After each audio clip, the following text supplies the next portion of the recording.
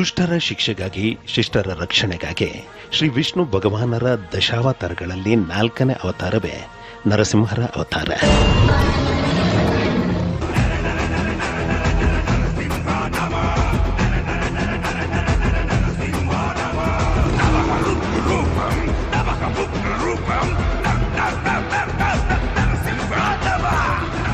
Great protector, ಭಕ್ತರ ರಕ್ಷಕ, ಕಷ್ಟ ನಿವಾರಕನೆಂದು ಹೇಳಲಾಗುವ ನರಸಿಂಹರ ಅವತಾರವು ಭಕ್ತ ಪ್ರಹ್ಲಾದರ ರಕ್ಷಣೆಗಾಗಿ, ರಕ್ಕಸ ಹಿರಣ್ಯಕಶಿಪುವಿನ ಸಂಹಾರಕ್ಕಾಗಿ ಸತ್ಯಯುಗದಲ್ಲಿ ತಾಳಿದಂತಹ ಮಹಾ ಅವತಾರವಾಗಿದೆ.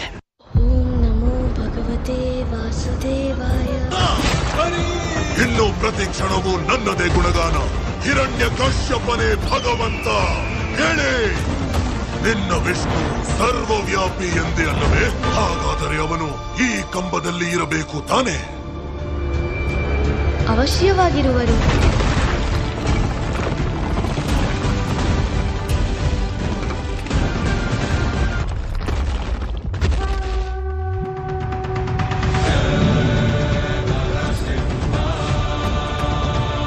ನಿಮ್ಮ ದರ್ಶನ ಭಾಗ್ಯವನ್ನ ಕರುಣಿಸಿರೆಂದು ಅದೊಮ್ಮೆ ಋಷಿ ಮುನಿಗಳು ಬೇಡಲು ನಿಂತಾಗ ಒಂದು ದೊಡ್ಡ ಬಂಡೆಯೊಳಗೆ ನರಸಿಂಹರು ಲಕ್ಷ್ಮೀ ಸಮೇತ ಕಾಣಿಸಿಕೊಳ್ಳುತ್ತಾರೆ.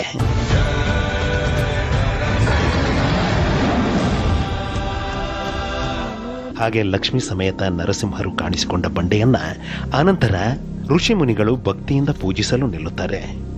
ಬೃಹತ್ ಕಲ್ಲಿನ ಮಂದಿರವನ್ನ ನಿರ್ಮಿಸುತ್ತಾರೆ.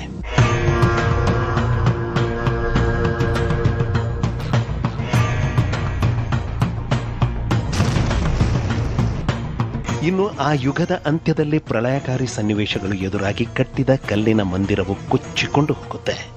ಋಷಿಮುನಿಗಳಿಂದ ಪೂಜಿಸಲಾಗುತ್ತಿದ್ದ ಲಕ್ಷ್ಮೀ ಸಮೇತ ಕಾಣಿಸಿಕೊಂಡ ನರಸಿಂಹರ ಬೃಹತ್ ಬಂಡೆಯು ಭೂಗರ್ಭವನ್ನ ಸೇರಿಬಿಡುತ್ತೆ.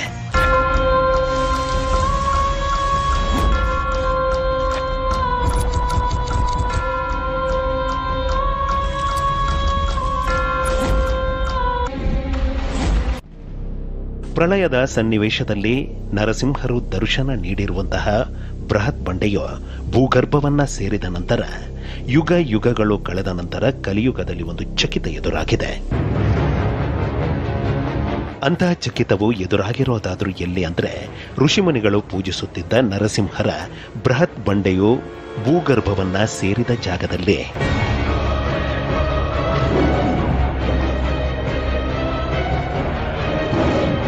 ಅಂತಹ ಚಕಿತವು ಬಯಲಾಗಿದ್ದಾದರೂ ಹೇಗೆ ಎಂಬ ಪ್ರಶ್ನೆಗಳಿಗೆ ಉತ್ತರವಿದೆ. ಆ ಉತ್ತರವೇ ಬೆಂಗಳೂರಿನ ಆ ವ್ಯಕ್ತಿ.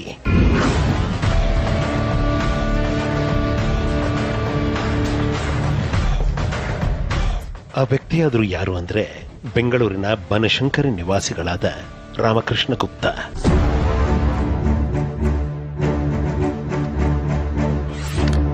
ಬೆಂಗಳೂರಿನ ರಾಮಕೃಷ್ಣ ಗುಪ್ತರವರು ಆ ಒಂದು ಊರಿಗೆ ಹೋಗಿ ಒಂದು ಜಮೀನನ್ನ ಕೊಂಡುಕೊಂಡು ಲೇಔಟ್ ಮಾಡಿಸಲು ಮುಂದಾದರು.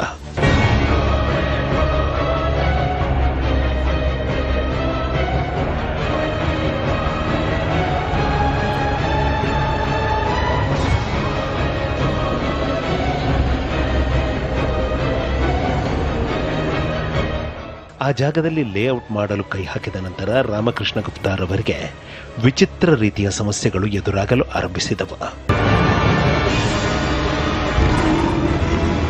ಅಂತಹ ಚಿತ್ರ ವಿಚಿತ್ರಗಳ ನಡುವೆ, ನಾನಾ ಸಮಸ್ಯೆಗಳ ನಡುವೆ ಲೇಔಟ್ ಮಾಡಿದರೂ ಸಹ ಕೆಲ ಸೈಟುಗಳು ಮಾತ್ರ ಮಾರಾಟವಾಗಿ ಬಹುತೇಕ ಸೈಟುಗಳು ಹಾಗೆ ಉಳಿದು ಬಿಟ್ಟವೆಂಬ ಮಾತು ರಾಮಕೃಷ್ಣ ಗುಪ್ತರ ಪುತ್ರ ಲೋಕನಾಥ್ ಗುಪ್ತರವರದು. ಮಾರಕ್ಕೂ ಮುಂಚೆ ಸ್ವಲ್ಪ ಪ್ರಾಬ್ಲಮ್ ಆಗ್ತಿತ್ತು. ಯಾವುದು ಸೇಲ್ ಆಗ್ತಾ ಇರಲಿಲ್ಲ. ತುಂಬ ಎಲ್ಲ ಬರ್ತಾರೆ, ನೋಡ್ತಾರೆ, ಸೇಲ್ ಆಗ್ತಾ ಇರಲಿಲ್ಲ. ಆವಾಗ ನಮ್ಮಪ್ಪ ಏನು ಮಾಡಿದರು, ಯಾವ್ದಾದ್ರು ಒಂದು ದೇವಸ್ಥಾನಕ್ಕೆ ಸ್ವಲ್ಪ ಜಾಗ ಅಂತ ಕೊಟ್ಬಿಡೋಣ, ಆಮೇಲೆ ನಮಗೆ ಜಾಗ ಸೇಲ್ ಆಗುತ್ತೆ ಅಂತ ನಂಬಿದ್ರು. ಆಮೇಲೆ ಏನು ಮಾಡಿದ್ರು, ದೇವಸ್ಥಾನಕ್ಕೆ ಅಂತ ಇಟ್ಟಿದ ಮೇಲೆ ಸ್ಟಾರ್ಟ್ ಆಯಿತು ಸೇಲ್ ಆಗೋಕ್ಕೆ. ಯಾವುದಾದರೊಂದು ಮಂದಿರವನ್ನ ಲೇಔಟ್ನಲ್ಲಿ ಕಟ್ಟಿದ್ರೆ ಸೈಟುಗಳು ಮಾರಾಟವಾಗಬಹುದೆಂಬ ಲೆಕ್ಕಾಚಾರದಲ್ಲಿ ಲೇಔಟ್ನ ಕೊನೆಯ ಬದಿಯಲ್ಲಿ ಸ್ವಲ್ಪ ಜಾಗವನ್ನ ಮಂದಿರಕ್ಕೆ ಬಿಟ್ಟು ಆನಂತರ ಸೈಟ್ಗಳನ್ನ ಮಾರಾಟ ಮಾಡಲಾಯಿತು. ಇಲ್ಲಿ ಮತ್ತೊಂದು ವಿಚಿತ್ರ ಎದುರಾಯಿತು. ಆ ವಿಚಿತ್ರವೇ ಸೈಟ್ಗಳನ್ನ ಕೊಂಡುಕೊಂಡವರಿಗೂ ಸಹ ವಿಚಿತ್ರ ಸಮಸ್ಯೆಗಳು ಎದುರಾಗಲು ಆರಂಭಿಸಿತು. ಇನ್ನು ಲೇಔಟ್ನ ಮತ್ತೊಂದು ಬದಿಯಲ್ಲಿದ್ದ ಒಂದು ಕಲ್ಲಿನ ದಿಬ್ಬವನ್ನ ನೆಲಸಮಗೊಳಿಸಿ ಆ ಜಾಗವನ್ನ ಮಾರಾಟ ಮಾಡಲು ಮುಂದಾದಾಗ ಒಂದು ವಿಚಿತ್ರ ಎದುರಾಯಿತು, ಒಂದು ಭಯಾನಕತೆ ಎದುರಾಯಿತು. ಹಾಗೆ ಎದುರಾದ ಭಯಾನಕತೆಯೇ ಮೇಲಿದ್ದ ಕೆಲ ಕಲ್ಲುಗಳನ್ನ ತೆಗೆದು ಕೆಳಭಾಗದಲ್ಲಿ ಆ ಒಂದು ಬಂಡೆಗೆ ಎಷ್ಟೇ ಹೊಡೆದರೂ ಸಹ ಅದು ಒಡೆಯದೇ ಇದ್ದದ್ದು. ಕೆಲವರ ಬಾಯಿಯಿಂದ ರಕ್ತ ಕಾರಿದ್ದು, ಕಲ್ಲಿನ ಮೇಲೆ ಕುಳಿತಾಗ ಬೆಂಕಿಯ ಮೇಲೆ ಕೂತಂತಹ ಅನುಭವವಾಗಿತ್ತು.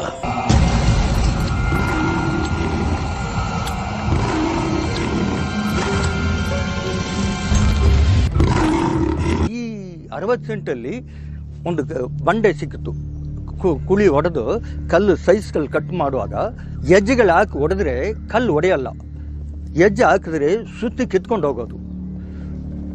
ಅದ್ರ ಮೇಲೆ ಕುಂತ್ಕೊಂಡ್ರೆ ಬೆಂಕಿ ಮೇಲೆ ಕುಂತಂಗೆ ಆಗೋಯ್ತು.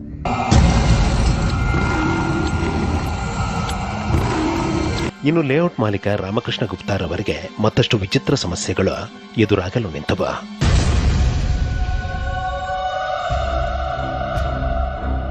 ಅಂತಹ ಸಮಯದಲ್ಲಿ ಗುಪ್ತಾರವರು ಕುದೂರಿನಲ್ಲಿದ್ದ ಓರ್ವ ಸ್ವಾಮಿಯನ್ನ ಭೇಟಿ ಮಾಡಿ ಕಲ್ಲಿನ ಬಂಡೆಯ ಬಗ್ಗೆ ಹೇಳಿದ್ರು.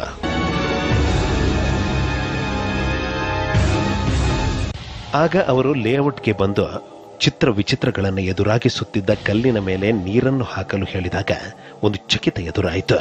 ಆ ಚಕಿತವೇ ಬಂಡೆಯ ಮೇಲೆ ನೀರನ್ನ ಹಾಕಿದ ನಂತರ ನರಸಿಂಹರ ಆಕೃತಿ ಕಾಣಿಸಲು ಆರಂಭಿಸಿದ್ದು.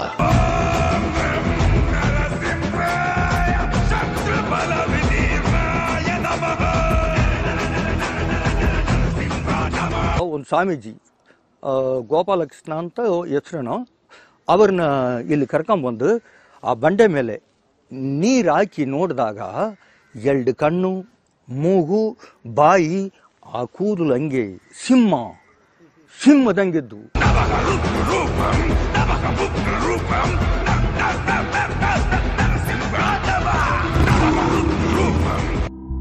ಕಲ್ಲಿನ ಬಂಡೆಯಲ್ಲಿ ಲಕ್ಷ್ಮೀ ನರಸಿಂಹರ ಶಕ್ತಿಯು ಅಡಕವಾಗಿದೆ. ಯಾವುದೇ ಕಾರಣಕ್ಕೂ ಕಲ್ಲಿನ ಬಂಡೆಯನ್ನ ಹೊಡೆಯಬೇಡಿರಿ. ಕ್ರೇನ್ ಮೂಲಕ ಮಂದಿರಕ್ಕೆ ಮೀಸಲಿಟ್ಟ ಜಾಗಕ್ಕೆ ಇದನ್ನ ಸ್ಥಳಾಂತರಿಸಿರೆಂದು ಆ ಸ್ವಾಮಿಗಳು ಹೇಳಿದ ನಂತರ ಕ್ರೇನ್ನಲ್ಲಿ ಕಲ್ಲಿನ ಬಂಡೆಯನ್ನ ಎತ್ತಿ ಸಾಗಲು ಮುಂದಾದಾಗ ಒಂದು ವಿಚಿತ್ರ ಎದುರಾಯಿತು. ಆ ವಿಚಿತ್ರವೇ ಕ್ರೇನ್ ಮಂದಿರಕ್ಕೆ ಮೀಸಲಿಟ್ಟ ಜಾಗಕ್ಕೆ ಹೋಗಲು ಆಗದೇ ಇದ್ದದ್ದು. ಲೇಔಟ್ನ ಮಧ್ಯಭಾಗದಲ್ಲಿ ನಿಂತು ಬಿಟ್ಟಿದ್ದು. ಬಂಡೆಗೆ ಕಟ್ಟಲಾದ ಹಗ್ಗಗಳು, ಬೆಲ್ಟ್ಗಳು ಕತ್ತರಿಸಿ ಹೋಗಿದ್ದು. ವಿಸ್ಮಯಕಾರಿ ಬಂಡೆಯು ಲೇಔಟ್ನ ಮಧ್ಯಭಾಗದಲ್ಲಿ ಕೂತು ಬಿಟ್ಟಿದ್ದು. ಎಷ್ಟೇ ಪ್ರಯತ್ನಿಸಿದರೂ ಸಹ ಕದಲಿಸಲು ಆಗದೇ ಇದ್ದದ್ದು. ప్లానింగ్ ఆ డెడ్ ఎండ్ నైరుతి ములకు తీసుకుపోతాము. ఈ కాంపౌండ్ లోపల అని పోయింది. అక్కడ పోయి ఇక్కడే వచ్చి చైన్ కట్ అయిపోయి ఇక్కడే నిలుచుకొనేసింది. ಆ ಬಂಡೆಗೆ ಸಂಬಂಧಪಟ್ಟಂತ ಅದು ಸಾಲಿಗ್ರಾಮ ಅಂಶ ಇರತಕ್ಕಂಥ ಬಂಡೆ ಭೂಮಿಯಲ್ಲಿ ಯಾವಾಗಲೋ ಪ್ರಳಯ ಕಾಲದಲ್ಲಿ ಹುದುಗಿ ಹೋಗಿದ್ದು ಮತ್ತೆ ಪ್ರಕಟ ಆಗಿದೆ.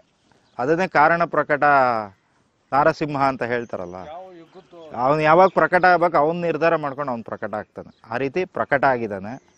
ಪ್ರಕಟ ಆಗಿ ಇಲ್ಲಿ ಆ ಬಂಡೆ ಆ ಕೆಳಗಡೆ ಏನು ಹುದುಗಿ ಹೋಗಿರತಕ್ಕಂಥ ದೇವಸ್ಥಾನ ದೈವ ಸಾನ್ನಿಧ್ಯ ಏನಿದೆ ಅದಕ್ಕೆ ಕನೆಕ್ಟಿಂಗ್ ಇದ್ದಿದ್ರಿಂದ ಅದು ಆ ಜಾಗದಲ್ಲಿ ಕರೆಕ್ಟಾಗಿ ಕುತ್ಕೊಂಡ್ಬಿಡ್ತು. ಬಂಡೆಯು ಲೇಔಟ್ನ ಮಧ್ಯಭಾಗದಲ್ಲಿ ಕೂತು ಬಿಟ್ಟ ನಂತರ ಸೈಟ್ಗಳನ್ನ ಕೊಂಡವರೆಲ್ಲ ಸೈಟ್ಗಳನ್ನ ವಾಪಸ್ ಕೊಟ್ಟು ಬಿಟ್ಟರು. ಕಡಿಮೆ ಬೆಲೆಗೆ ಕೊಟ್ಟು ಬಿಟ್ಟರು. ರಾಮಕೃಷ್ಣ ಗುಪ್ತಾರವರು ಇಡೀ 1.25 ಎಕರೆ ಲೇಔಟ್ ಅನ್ನ ಮಂದಿರಕ್ಕೆ ಮೀಸಲಿಟ್ಟು ಬಿಟ್ಟರು.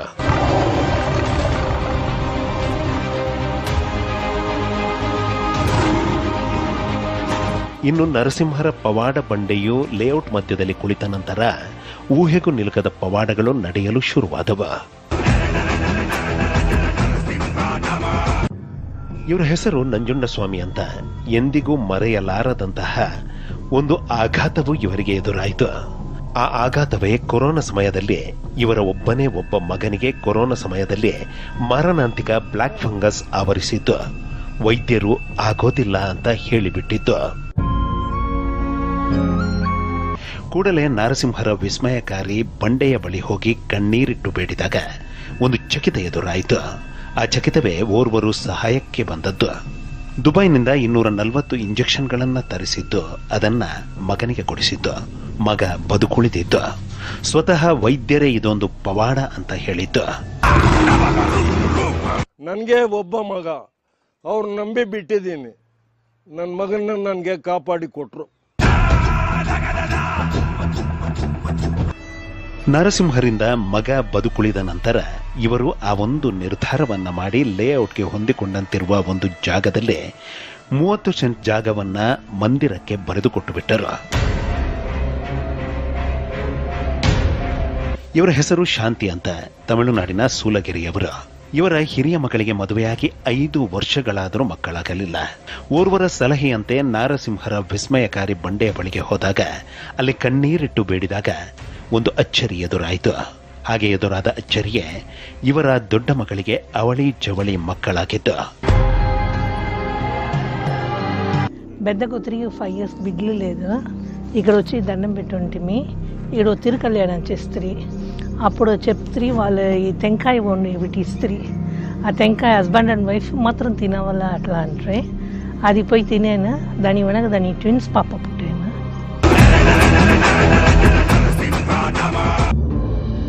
ಲೇಔಟ್ ಮಧ್ಯದಲ್ಲಿ ಕೂತು ಬಿಟ್ಟ ನಾರಸಿಂಹರ ವಿಸ್ಮಯಕಾರಿ ಬಂಡೆಯಿಂದ ಆರಂಭವಾದ ಅಚ್ಚರಿಗಳು ದಿನದಿಂದ ದಿನಕ್ಕೆ ಹೆಚ್ಚಾಗಲು ನಿಂತವ. ಇನ್ನು ಬಿಸಿಲಲ್ಲಿ ನಿಂತ ವಿಸ್ಮಯಕಾರಿ ನಾರಸಿಂಹರ ಬಂಡೆಗೆ ಮೊದಲಿಗೆ ಗುಡಿಸಲನ್ನ ಕಟ್ಟಲಾಯಿತು.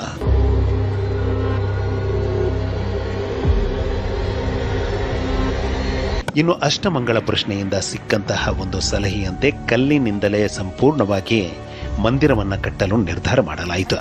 ಇನ್ನು ಕಲ್ಲಿನ ಕೆಲಸದ ಜವಾಬ್ದಾರಿಯನ್ನು ಹೊತ್ತ ಶಿವಣ್ಣನವರಿಗೆ ಕಲ್ಲಿಗಾಗಿ ಆ ಕಲ್ಲಿನ ಬೆಟ್ಟದ ಬಳಿಗೆ ಹೋದಾಗ ಒಂದು ಚಕಿತ ಎದುರಾಯಿತು.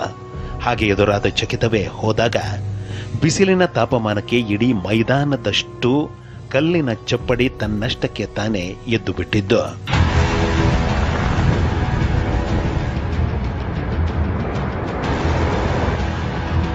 ಇನ್ನು ಲಕ್ಷ್ಮೀ ನಾರಸಿಂಹರ ಶಕ್ತಿಯು ಅಡಕವಾಗಿರುವ ಬಂಡೆಯ ಸಂಗತಿ ಪಕ್ಕದ ಆಂಧ್ರಪ್ರದೇಶದ ಆ ಶಕ್ತಿಶಾಲಿ ಕ್ಷೇತ್ರದ GR ಸ್ವಾಮಿಗಳಿಗೆ ತಿಳಿಯಿತು.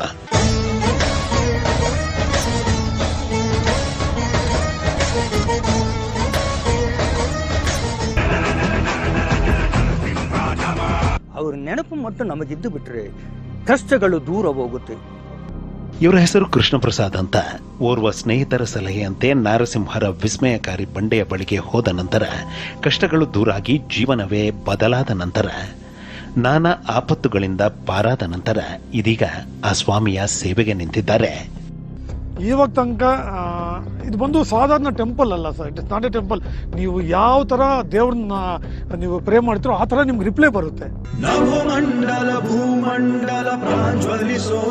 ನಾರಸಿಂಹರು ತಮಗಿಚ್ಛಿಸಿದವರನ್ನ ಮಾತ್ರ ಇಲ್ಲಿಗೆ ಬರುವಂತೆ ಮಾಡುತ್ತಾರೆ, ಕ್ಷೇತ್ರದಲ್ಲಿ ಕಾರ್ಯನಿರ್ವಹಿಸುವಂತೆ ಮಾಡುತ್ತಾರೆಂಬ ಮಾತಿಗೆ ಜೀವಂತ ಸಾಕ್ಷಿಗಳು ಬಹಳಷ್ಟಿವೆ. ಅಂತಹ ಸಾಕ್ಷಿಗಳಲ್ಲಿ ಒಂದು ಪ್ರತಿಷ್ಠಿತ ಟಾಟಾ ಕಂಪನಿಯಲ್ಲಿ ಉನ್ನತ ಹುದ್ದೆಯಲ್ಲಿದ್ದ, ಇದೀಗ ನಾನಾ ಹುದ್ದೆಗಳನ್ನ ನಿಭಾಯಿಸುತ್ತಿರುವ ರಾಜಗೋಪಾಲ್ ರವರನ್ನ ಇಲ್ಲಿಗೆ ಬರುವಂತೆ ಮಾಡಿದ್ದು. What we call this as a Swayambhu. That means the Swami is manifesting himself on the stone. So he is coming, and then day by day as we pray more and then as we conduct the religious activities properly, I think the manifestation of the Swami is more prominent.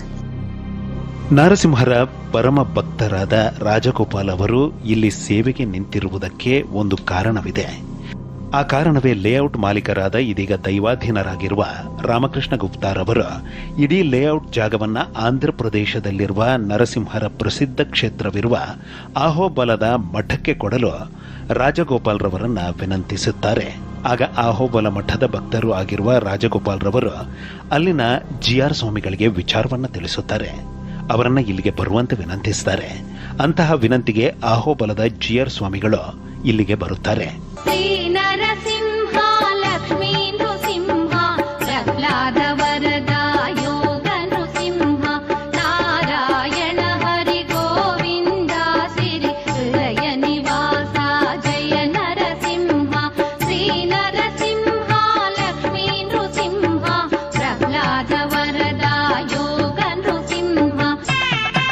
ಆಹೋಬಲದ GR ಸ್ವಾಮಿಗಳು ಕ್ಷೇತ್ರಕ್ಕೆ ಬಂದ ನಂತರ ಆ ಮಠಕ್ಕೆ ರಾಮಕೃಷ್ಣ ಗುಪ್ತಾರವರು ಕ್ಷೇತ್ರವನ್ನು ಹಸ್ತಾಂತರಿಸಿದ ನಂತರ ನೀವೇ ನೋಡಿಕೊಳ್ಳಿರೆಂದು ರಾಜಗೋಪಾಲ್ ರವರಿಗೆ ಆಜ್ಞಾಪಿಸುತ್ತಾರೆ. ಅಂದಿನಿಂದ ರಾಜಗೋಪಾಲ್ ರವರು ಸೇವೆಗೆ ನಿಂತಿದ್ದಾರೆ. ಲೇಔಟ್ ಮಧ್ಯಭಾಗದಲ್ಲಿ ನೆಲೆ ನಿಂತಿರುವ ನರಸಿಂಹಸ್ವಾಮಿಯ ಆ ವಿಸ್ಮಯಕಾರಿ ಬಂಡೆ ಇರೋದಾದ್ರೂ ಹೇಗೆ ಅಂದ್ರೆ ಹೀಗೆ.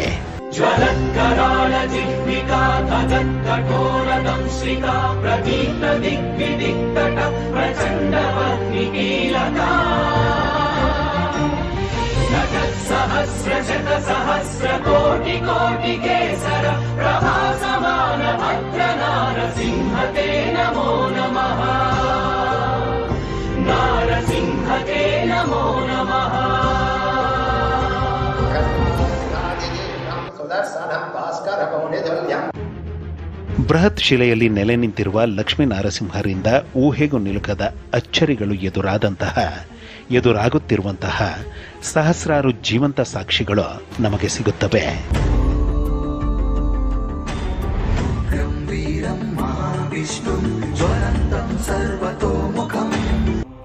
ಹಲವು ವರ್ಷಗಳ ಹಿಂದೆ ಪ್ರಾಕೃತಿಕ ಶಕ್ತಿಗಳ ಸಂಶೋಧಕರಾದ ವಾಸ್ತು ಹರೀಶ್ ರವರು ನೀಡಿದಂತಹ ಮಾಹಿತಿಯನ್ನ ಆಧರಿಸಿ ನಾವು ಎಪಿಸೋಡ್ ಮಾಡಿದಾಗ ನಾರಸಿಂಹರ ಮಂದಿರ ಹೀಗಿತ್ತು.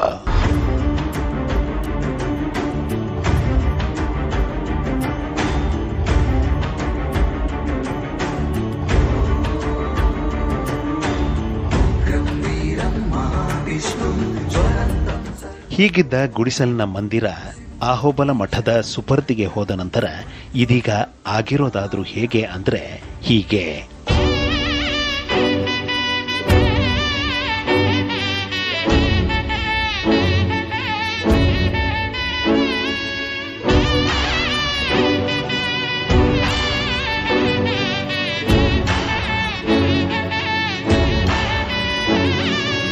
ಲಕ್ಷ್ಮೀ ನರಸಿಂಹರ ಸಂಪೂರ್ಣ ಸಾನ್ನಿಧ್ಯವಿರುವ ಈ ಕ್ಷೇತ್ರದ ಸಂಪೂರ್ಣ ಅಭಿವೃದ್ಧಿಗೆ ಇನ್ನು 3 ವರ್ಷಗಳಾಗುತ್ತವೆ. ದಾನಿಗಳು ಆಶ್ಚರ್ಯಕಾರಿ ರೀತಿಯಲ್ಲಿ ಆಗಮಿಸುತ್ತಿದ್ದಾರೆ. ಎಲ್ಲವೂ ನರಸಿಂಹರ ಇಚ್ಛೆ ಎಂಬ ಮಾತು ರಾಜಗೋಪಾಲ್ ರವರದ್ದು. ಇನ್ನು ಈ ವಿಸ್ಮಯಕಾರಿ ಲಕ್ಷ್ಮೀ ನರಸಿಂಹರ ಮಂದಿರ ಇರೋದಾದ್ರೂ ಎಲ್ಲಿ ಅಂದ್ರೆ ಈ ಮಂದಿರ ಇರೋದು ಬೆಂಗಳೂರಿನಿಂದ 65 ಕಿಲೋಮೀಟರ್ಗಳ ದೂರದಲ್ಲಿ, ತಮಿಳುನಾಡಿನ ಕೃಷ್ಣಗಿರಿ ಜಿಲ್ಲೆಯ ಹೊಸೂರು ತಾಲೂಕಿನ ಆಗರಂ ಎಂಬ ಗ್ರಾಮದಲ್ಲಿ.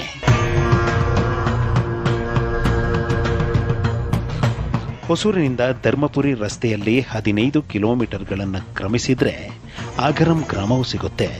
ಆ ಗ್ರಾಮದಲ್ಲಿದೆ ಲಕ್ಷ್ಮೀ ನರಸಿಂಹರ ಈ ಶಕ್ತಿಶಾಲಿ ಕ್ಷೇತ್ರ.